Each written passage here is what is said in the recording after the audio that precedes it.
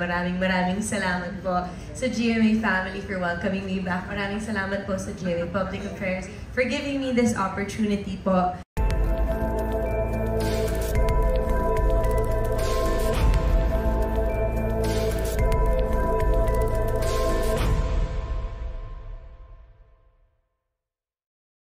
Siyempre, we're also happy to see Yasi Pressman. Ang sarap, Yasi. Balik ka ulit. Oo, siyempre dito, isa to sa mga studyong ginagamit in the other studio. Excited ka rin?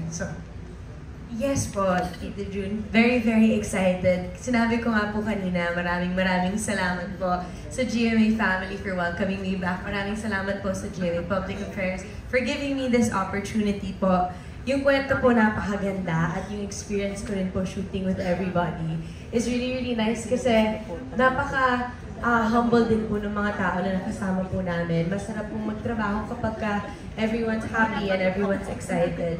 At ang galing po talaga na Ruth dito at lahat po ng mga cast. I'm very grateful, very thankful, and very excited to play this role po na si Vanessa. Kanina sabi mo you're excited to play your character, Banek. We understand that this is your parang coming home series sa GMA, but what makes you feel so excited to play this character? Thank you po. Si Vanessa po kasi, sobrang po ako na-excite kasi matagal ko na rin po gusto na magkaroon ng action series din po na ako rin po lumalaban. Ito po si Vanessa, napakapalaban niya po.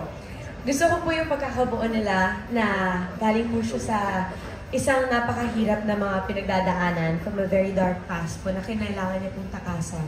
Pero hindi po tumigil dun yung mga pagsubok na dumating sa kanya. At syempre, dahil po sa lahat naman po tayo dumadaan sa mga pagsubok sa buhay, siya rin po.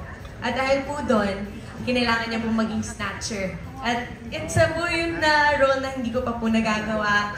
Very different po from the usual. Usually po sa mga pelikula ngayon, mas sweetheart or sunshine. Ito po, si Vanessa, kapag napikon po, nananapak po siya.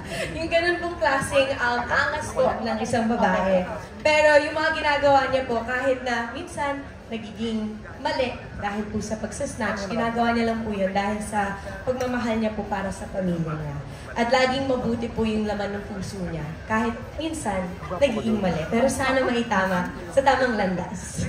Kanina rin, sabi mo, you're very thankful na you're given another chance to have a project here in GMA.